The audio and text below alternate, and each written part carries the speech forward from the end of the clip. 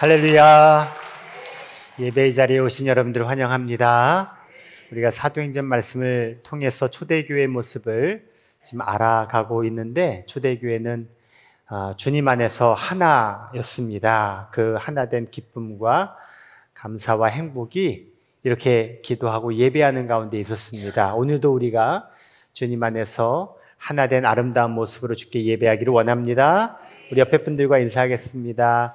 주님께 기도함으로 우리는 하나입니다. 또 인사합니다. 주님 말씀 안에서 하나가 됩시다. 아멘. 그렇습니다. 초대교회는 성령의 충만함 속에서 날마다 기쁨이 넘치는 공동체였습니다. 4장, 우리가 지난 시간 마지막 장면을 봤는데, 성도들이 자신의 재물을 조금도 자기 것이라 여기지 않고 서로를 위해 기꺼이 통용하면서, 특별히 바나바와 같은 인물이 자신의 밭을 팔아서 전액을 사도들의 발 앞에 두어 가난한 이들을 섬기게 한 이 모습, 너무나도 아름다운 모습입니다. 오늘날 우리의 시각에서 봐도 정말 박수 칠 만한, 박수 받을 만한 그런 모습이었죠. 그 당시는 로마 제국 치하 아래에 있었고, 정말 식민지 지배를 당하고 있는 그 이스라엘 백성들에게는 생각하지도 못할 정말 천국과 같은 모습을 초대교회가 그리고 있었다라는 거예요. 늘 제가 사도행전 4장에서 끝났으면 좋겠다, 이와 같은 모습에서 딱 마무리되면 얼마나 좋을까, 그런 생각을 제가 성경을 읽다가 문득문득 봅니다. 그 말은 뭐냐? 오늘 이제 5장에 나와서 이제 4장에서 더 빌드업 돼서 더 그 아름다운 모습들이 막 더 펼쳐지고 그려질 거라고 생각을 할 수 있는데, 웬일입니까? 오늘 5장의 분위기가 확 급반전됩니다. 마치 찬물을 확 끼얹은 듯한 충격적인 사건이 발생하게 되는데, 4장에서는 외부적인 핍박이 있었어요. 그런데 오늘 5장에 보니 교회 내부에서 벌어진 사건이었습니다. 오늘 저는 여러분과 함께 5장에 나타난 사건 속에서 하나님이 우리에게 무엇을 말씀하시는지를 알아보려고 합니다. 그리하여 나와 우리 모두에게 필요한 것이 무엇인지를 말씀을 통해 살펴보는 시간이 되기를 바랍니다. 오늘 성경에 한 부부가 등장합니다. 그 부부의 이름은 아나니아와 삽비라였습니다. 그들이 자신의 땅을 팝니다. 그리고 그 땅을 판 값을 이제 헌금을 합니다. 앞서 등장했던 바나바처럼 참 헌신하고 있는 아름다운 부부의 모습이죠. 그런데요, 그들의 행동에 대해서 성경은 뭐라고 소개하고 있냐면, 그들이 판 땅값에 얼마를 감추었다. 자, 여기서 감추다라고 하는 원어 헬라어를 보니 노스피조마이라는 단어예요. 이 단어의 뜻은 단순히 물건을 치워두는 그런 의미가 아니라, 감추는 게 좀 어디다가 좀 치워서 감추는 게 아니라 공적인 것을 가로채다, 즉 법적으로 횡령하다라는 뜻이에요. 즉 이들은 지금 횡령했다라는 거예요. 뭘 횡령해요? 자신들이 밭을 팔아서 그 판값을 횡령했다는 거예요. 좀 아이러니하죠. 자기 돈을 왜 횡령해? 근데 성경은 그 감추다라는 단어를 통해서 이들이 뭘 했다는 것을 지금 말하고 있느냐? 공적인 돈을 유용하고 횡령했음을 이야기하고 있어요. 불법적으로 착복했다라는 거예요. 자, 이 감추다라는 단어를 동일하게 사용해서 반복하고 있는 표현이 구약 성경에 나와요. 자, 그때가 언제냐면 여호수아가 이스라엘 백성들과 함께 가나안에 들어가 여리고성을 함락시키는 그 이야기 속에 이 감추다라는 표현이 나와요. 자, 그때 이야기를 잠깐 드릴게요. 이스라엘 백성이 가나안을 정복하는 과정 속에 하나님은 기적적으로 그 철옹성 여리고성을 무너뜨려 주셨어요. 그리고 나서 하나님이 여호수아에게 그리고 이스라엘 백성들에게 이렇게 명령을 하십니다. 여리고성의 전리품은 모두 하나님께 바쳐라. 아무것도 개인적으로 가져가지 말아라. 그런데요, 이스라엘 백성들 중에 한 사람, 유다 지파의 아간이라는 사람이 있었는데 이 사람이 그만 이 명령을 어깁니다.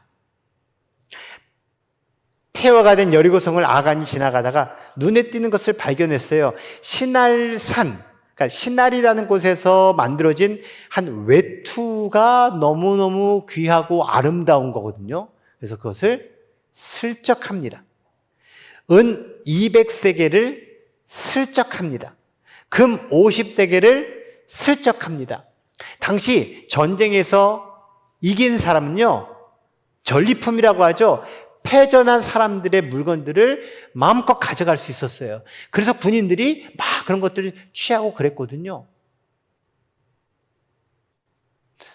임진왜란 때 왜군이 우리나라 쳐들어와가지고 사람을 죽이고 불태우고 그들이 가져간 것은요, 전리품이었습니다.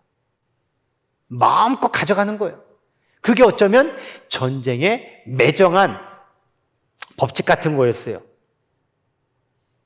그러면서 이 아간은 지금 여기 널리기에 금, 은, 이런 귀한 것들인데 뭐 내가 가져간 거 뭐 이쯤이야 뭐가 문제가 되겠어? 라는 생각을 한 거예요. 그리고 아무도 이건 모를 거야.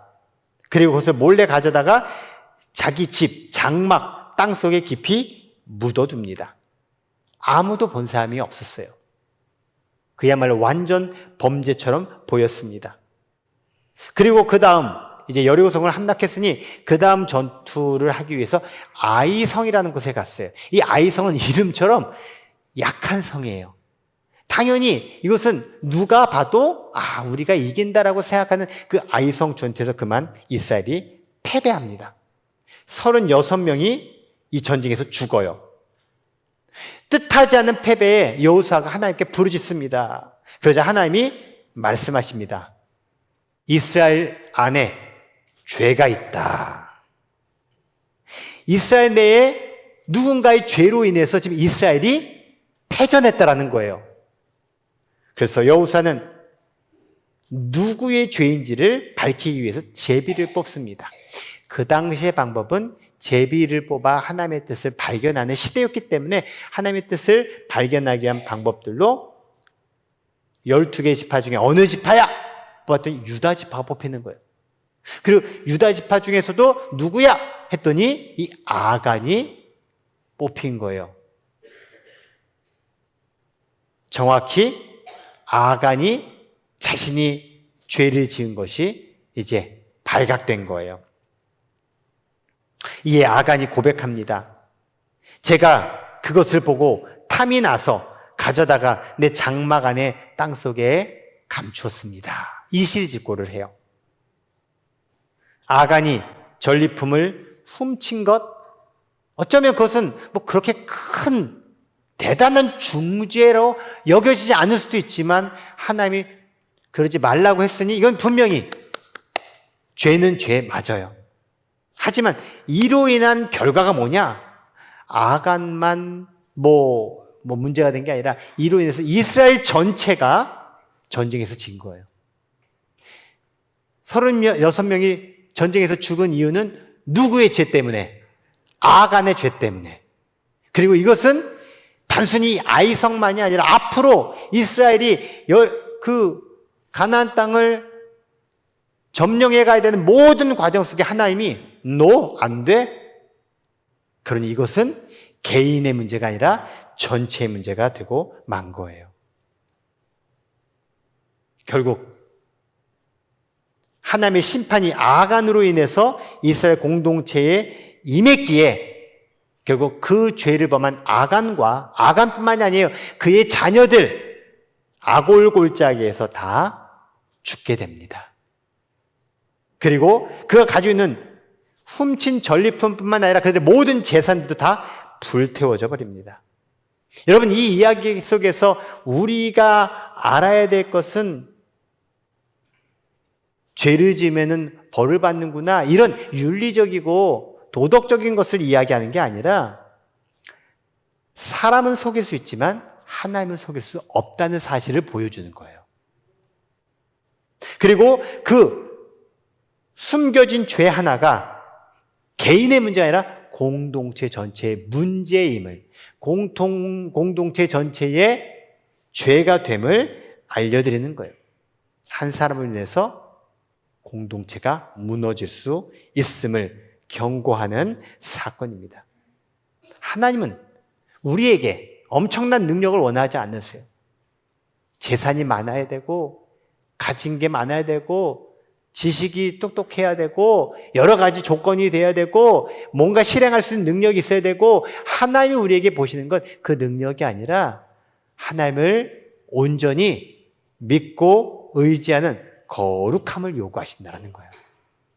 하나님이 거룩하니 너희도 거룩할지어다.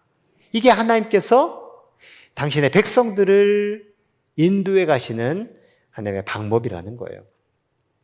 오늘 본문의 이야기 속에서 우리는 이 아나니아 삽비라라는 부부만 볼 게 아니라 사실 4장 끝부분에 나오는 바나바와 인물을 보게 돼요. 왜? 이 두 사람이 연결점이 있거든요. 바나바는 자신의 밭을 팔아 그 값을 그대로 사도들의 발 앞에 두었습니다.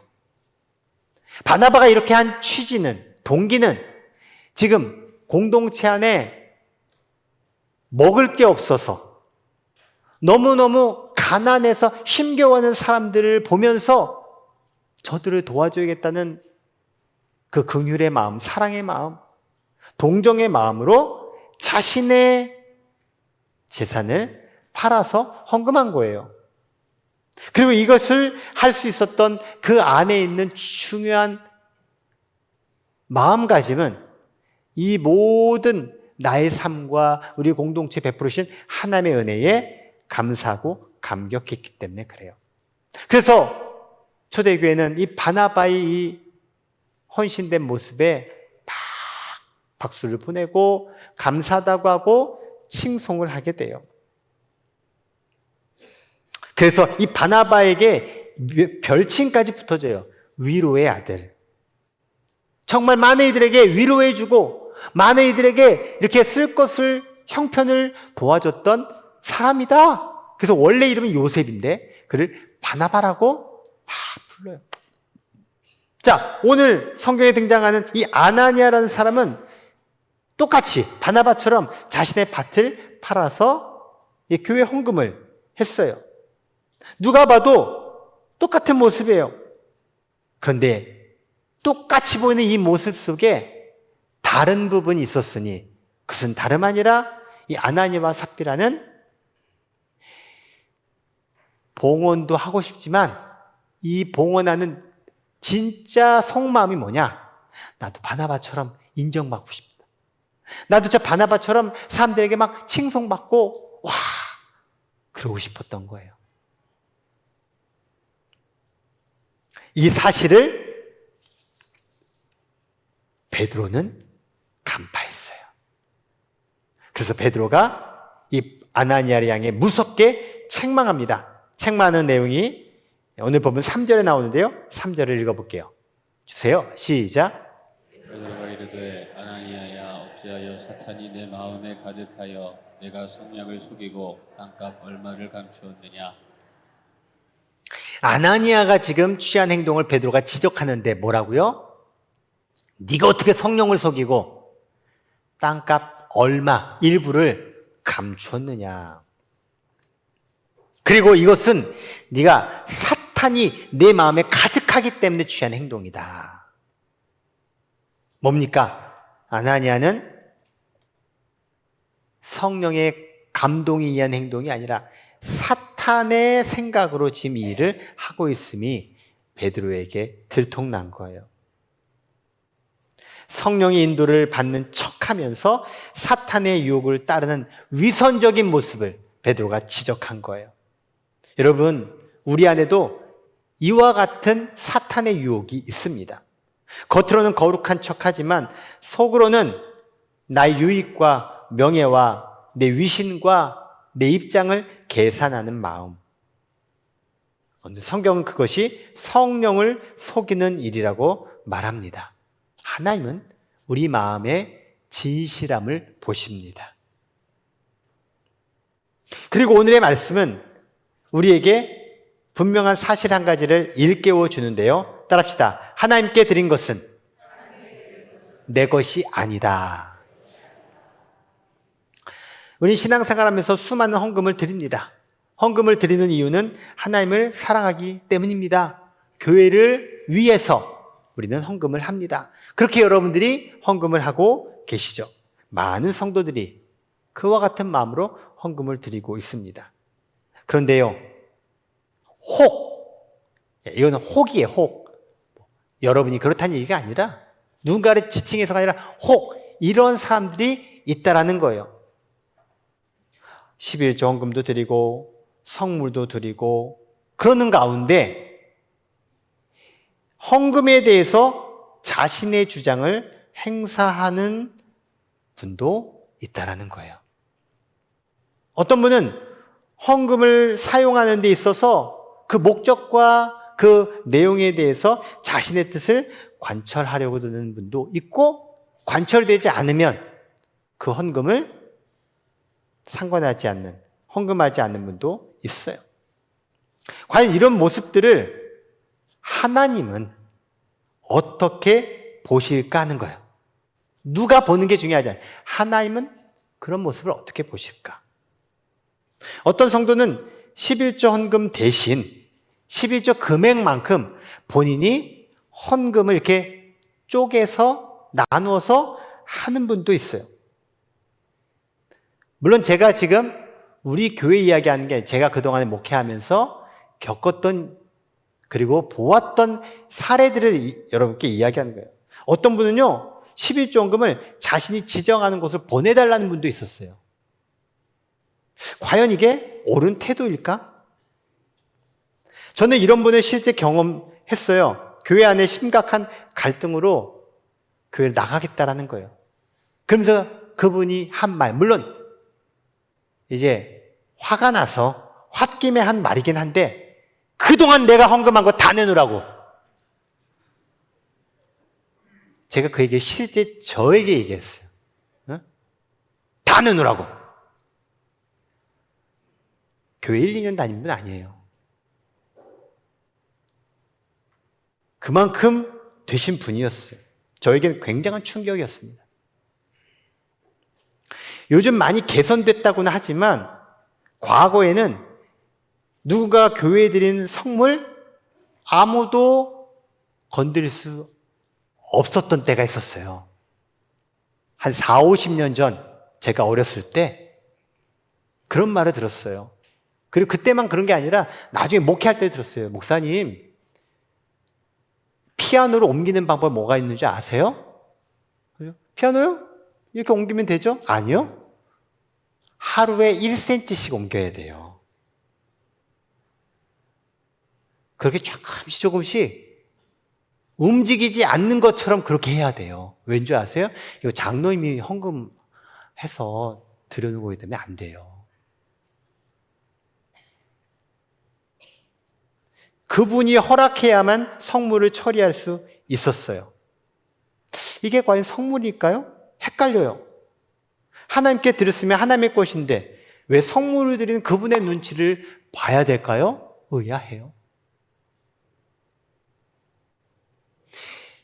제가 이 이야기를 드리는 건 우리 교회가 아니에요.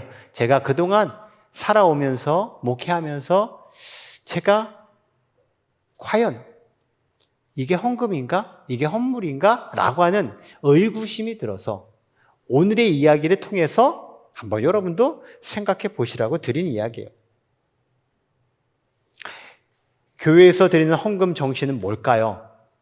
지금 우리가 사도행전 초대교회 모습 속에서 분명히 우리는 알아요. 하나님께서 내게 주신 것을 내 것으로 여기지 않고 하나님의 것으로 여기고 하나님께 드리는 게 헌금 정신이에요. 그렇죠? 아닌가요? 내 거를 그냥 하나님 앞에 하나님 거 가지세요. 이거예요? 아니죠. 하나님께서 내게 주셔서 감사해서 드리고 하나님의 것으로 제가 신앙 고백합니다. 그래서 10분의 1을 9분에서 11조로 드리고 그리고 하나님께서 감동 주신 것에 그리고 내가 이렇게 참여할 수 있음에 너무 기쁩니다 해서 헌금하고 다 그런 거예요.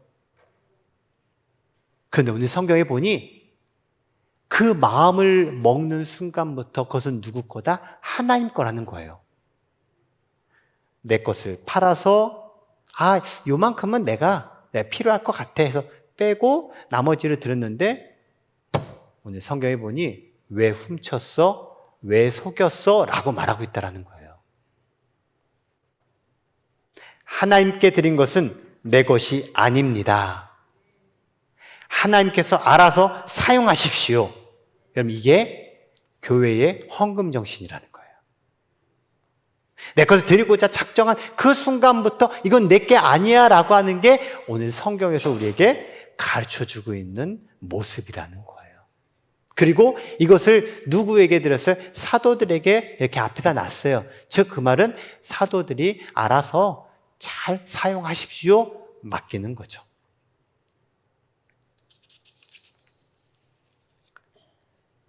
오늘 아나니아와 삽비라의 사건을 통해 진정한 헌금 정신이 깨우쳐졌으면 좋겠습니다. 저는 오늘 이 아나니아와 삽비라의 이 본문의 설교를 혹시 여러분 들어보신 적 있으실 거예요. 하지만 쉽게 설교되지 않아요. 왜냐하면 난해하고 어려운 부분들이 있기 때문에 그래요. 하지만 분명한 건 우리가 하나님께 드리는 것에 대한 어떤 마음을 가지고 우리가 해야 하는지를 우리에게 알려주고 있습니다. 사랑하는 성도 여러분, 지금 여러분이 하고 있는 그대로 하나님께 순수하게 드리고자 하는 그 마음을 사탄에게 빼앗기지 않게 되기를 바랍니다. 우리는 사람들의 시선보다 하나님 앞에 진실해야 합니다. 하나님이 받으시는 여러분의 헌금이 되기를 축복합니다. 하나님이 받으시는 여러분의 헌신된 삶이 되기를 주의 이름으로 축원합니다. 아나니아는 베드로의 책망을 듣자마자 놀랍게도 그 자리에서 혼이 떠납니다. 죽었다라는 거예요. 그 말을 듣고 바로 그냥 죽었어요. 누가 이런 나쁜 사람 하면서 뭔가 위해를 가한 것도 아니에요. 그를 그런 지경에 몬 것도 아니에요. 그냥 그 자리에서 죽은 거예요. 뭐예요? 하나님이 그의 생명을 그 순간 걷어가신 거예요. 그리고요, 3시간이 지났어요. 이 아나니아의 부인 삽비라가 남편이 어떻게 된지도 모르고 왔어요. 베드로가 삽비라에게 묻습니다. 그리고 삽비라도 남편 아나니아가 대답한 것처럼 맞아요. 저희가 밭을 판 그 전액을 지금 이렇게 헌금한 겁니다. 똑같이 이야기해요. 그 다음 어떤 일이 벌어진 줄 아세요? 이 부인 삽비라도 그 자리에서 혼이 떠나가요. 하나님이 하신 거예요. 하나님의 심판이 임한 거예요. 그리고 그 심판하신 이유를 4절에서 이렇게 말씀해요. 읽어보겠습니다. 4절 후반부 시작. 어찌하여 이 일을 내 마음에 두었느냐? 사람에게 거짓말한 것이 아니요 하나님께로다. 사람에게 거짓말해서 이 일이 벌어진 게 아니라 하나님께 거짓말한 이유 때문이라고 성경은 선포합니다. 사람들은 묻습니다. 이게 과연 그 자리에서 즉사할 만한 죄입니까? 그렇게 중한 범죄입니까? 그래서 이 본문이 어려운 내용. 아마 지금 오늘 이 설교를 들으면서도 너무한 거 아니야? 라고 생각하신 분이 분명히 이 자리에 계실 거예요. 근데요, 왜 이렇게 됐는지 그 이유를 우리는 들여다봐야 돼요. 여러분, 하나님이 잘못하셨습니까? 하나님은 틀리십니까? 그러세요? 하나님은 옳으십니다. 내 마음에 안 든다고 하나님 틀렸어? 그런 말 하는 사람들은 불경건한 거예요. 하나님은 틀리신 분이 아니에요. 왜 이와 같은 일을 하셨는지를 우리가 잘 살펴봐야 돼요. 그것은 다른 게 아니에요. 그 죄로 말미암아 공동체를 거룩하고 순결하기 위해서 하나님은 때때로 우리가 이해하지 못할 심판을 하신 거라는 거예요. 아까 살펴봤던 아간이 그랬고 지금 아나니아와 삽비라도 동일하게 그 일을 행했다라 하신 일은 베드로는 이를 일컬어 사탄이 마음에 가득하여 성령을 속인 것이라고 단정합니다. 하나님은 아나니아를 치심으로 교회가 이 세상에 여러 인간적인 친목단체 중에 하나인 교회가 아니라 성령님이 주관하시고 하나님이 다스리시는 거룩한 교회 공동체의 정체성을 지키신 거랍니다. 이스라엘 백성은 출애굽 이후 시내산에서 하나님과 언약을 맺고 성막을 짓고 그곳에서 예배를 드렸어요. 제사를 드렸어요. 아론에게 있는 4명의 아들 중에 2명의 아들 나답과 아비후가 제사장의 선임이 되어서 날마다 제사를 드리는 역할을 맡아 행합니다. 어느 날 나답과 아비후는 향로를 가져와 그 안에 불을 담고 향을 피워 이제 분향단에 이제 올려 놓습니다. 이에 대해서 성경은 이렇게 말합니다. 레위기 10장 1절의 말씀이에요. 여호와께서 명령하시지 아니하신 다른 불을 담아 여호와 앞에 분향하였다.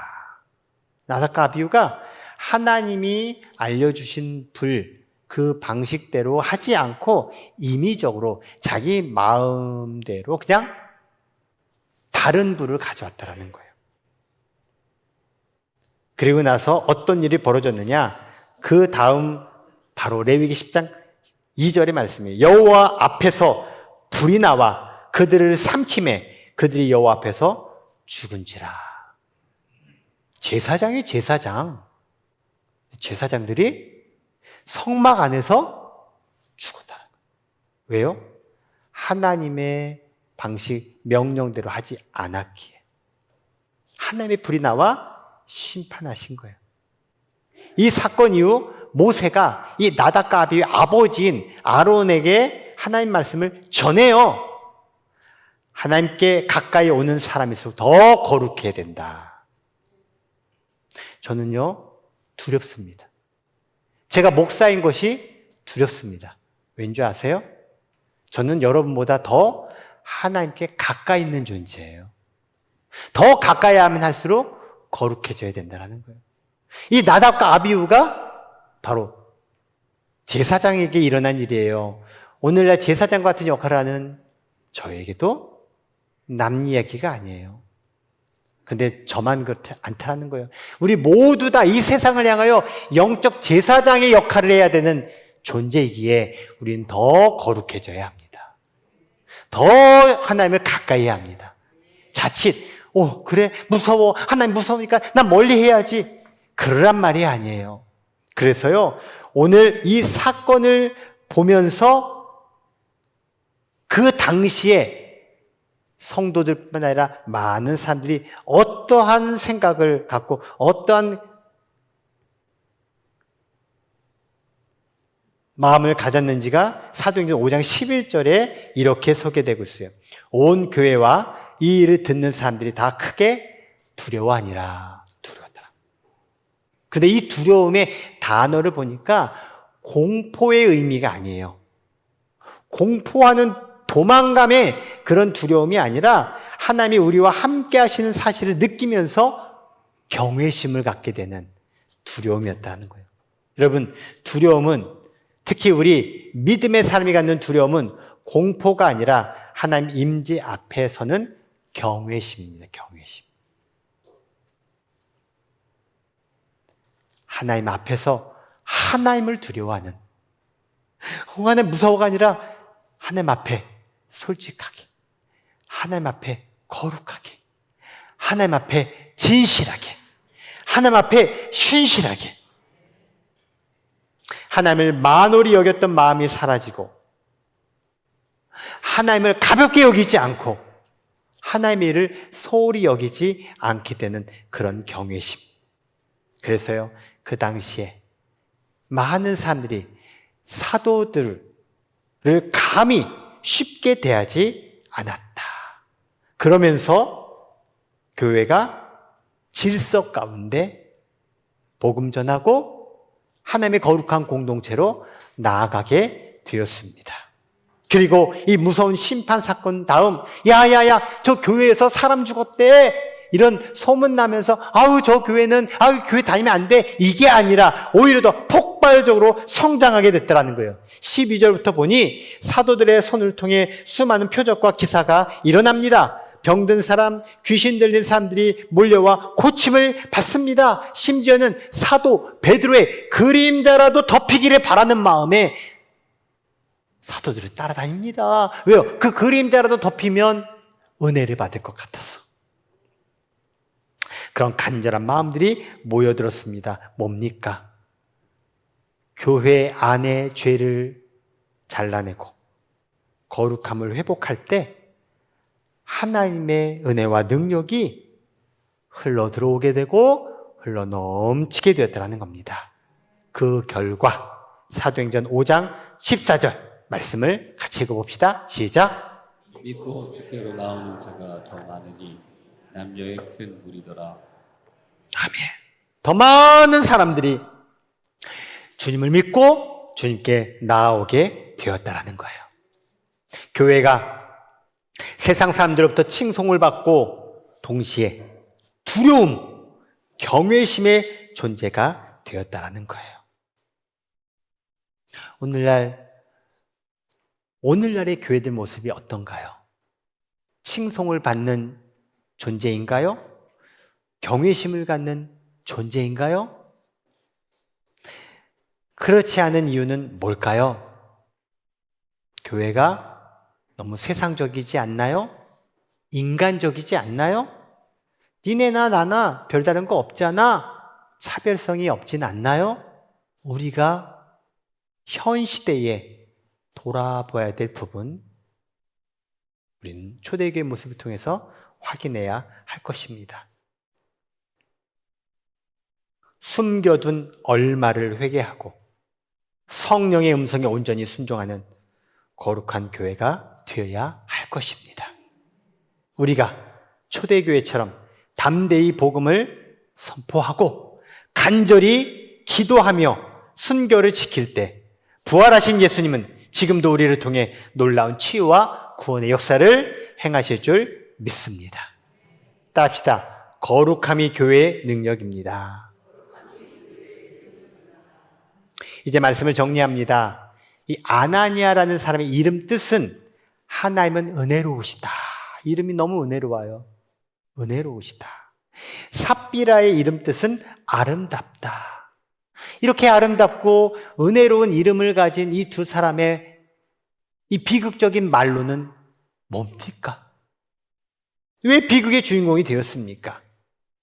그들은요, 분명히 성령의 감동이 있었고 좋은 취지로 땅을 팔았습니다. 그렇게 시작한 그들의 마음이 중간에 어느 순간 변질된 거죠. 사탄의 미혹에 빠진 거예요. 그렇게 자신의 영광을 구했기 때문에 비극적인 결말을 맞이한 겁니다. 이 모습을 성경은 이렇게 또 소개하고 있습니다. 갈라디아서 3장 3절입니다. 읽어봅시다. 시작. 너희가 이같이 어리석으냐? 성령으로 시작하였다가 이제는 육체로 마치겠느냐? 아멘. 성령으로 출발했지만 결론은 육체로 마치는 어리석은 모습이 있지 말아야 하겠습니다. 우리는 완벽한 존재가 아닙니다. 완성된 존재도 아닙니다. 그렇기에 우리도 사탄의 미혹에 빠질 수가 있고 이 아나니아와 삽비라처럼 탐욕, 위선이 내 안에 일어날 수 있습니다. 그러하기에 우리는 날마다 성령의 질책에 귀를 기울여야 합니다. 자막을 주세요. 한번 여러분 돌아보며 다시금 이와 같은 성령의 음성에 여러분의 마음과 여러분의 귀가 열려지길 바랍니다. 같이 읽어볼까요? 시작. 사람의 칭찬보다 하나님의 시선을 의식합시다. 내면 깊숙한 곳에서 들려오는 성령의 음성에 정직하게 반응합시다. 오늘 이 시간 내 안에 숨겨둔 노스피조마이, 감춘 것, 착복한 것, 하나님의 것을 훔친 것, 그 모든 것을 주님 앞에 쏟아놓읍시다. 하나님을 두려워할 줄 아는 거룩한 성도가 됩시다. 혹여라도 성령을 속이지 맙시다. 하나님 앞에서 정직합시다. 우리가 정결해질 때 하나님께서는 우리를 통해 이 시대의 병든 자들을 치유하시고 수많은 영혼을 구원하시는 사도행전의 역사를 써 내려가실 것입니다. 교회는 단순히 모이는 곳, 그게 교회가 아닙니다. 더욱이 인간의 필요를 위해 마련된 어떤 모임 내지는 조직 아닙니다. 하나님의 뜻에 따라 하나님의 목적을 이루기 위해 부른 바들이 모여진 곳이 교회입니다. 그러니 교회는 누가 주장해야 됩니까? 하나님이 주장하셔야 합니다. 누구 앞에 모여야 됩니까? 하나님 앞에 모여야 합니다. 그렇게 성령이 거하시는 공동체가 교회입니다. 하나님께서 당신의 능력을 행사하시는 통로로 만들어진 곳이 교회입니다. 따라서 우리 부곡교회는 하나님이 살아계심을 드러내는 거룩한 공동체가 되어야 합니다. 우리 모두 초대교회 성도들처럼 담대하게 복음을 선포하고 간절히 기도한다면 주님은 우리를 통해 놀라운 역사를 행하실 것입니다. 주님의 그 일하심에 쓰임받는 저와 여러분, 그리고 우리 모든 부곡 공동체 되기를 주의 이름으로 축원합니다. 이제 함께 다짐의 기도 함께 드리면서 설교를 마치겠습니다. 다 같이 다짐의 기도를 올려드립니다. 시작. 하나님, 오늘 아나니아와 삽비라의 사건을 통해 우리 자신을 돌아봅니다. 사람에게 보이기 위한 경건을 가장하지 않았는지, 성령의 감동보다 사탄의 유혹에 더 민감하지 않았는지 이 시간 회개합니다. 우리 안에 숨겨둔 죄악들을 성령의 불로 태워주시고 오직 진실함과 거룩함으로 주 앞에 서게 하옵소서. 성령으로 시작했다가 육체로 마치는 어리석은 자가 되지 않게 하옵소서. 세상의 유혹, 사탄의 유혹 앞에서 성령의 음성을 듣고 행동하게 하옵소서. 우리 교회가 하나님의 살아계심을 드러내는 거룩한 공동체가 되게 하옵소서. 이를 위해 우리가 거룩한 성도로 살아가게 하옵소서. 우리 교회가 이 시대의 초대교회가 되어 하나님의 권능이 나타나고 죽어가는 영혼들을 살리는 구원의 방주가 되게 하여 주옵소서. 나사렛 예수 그리스도의 이름으로 기도드립니다. 아멘.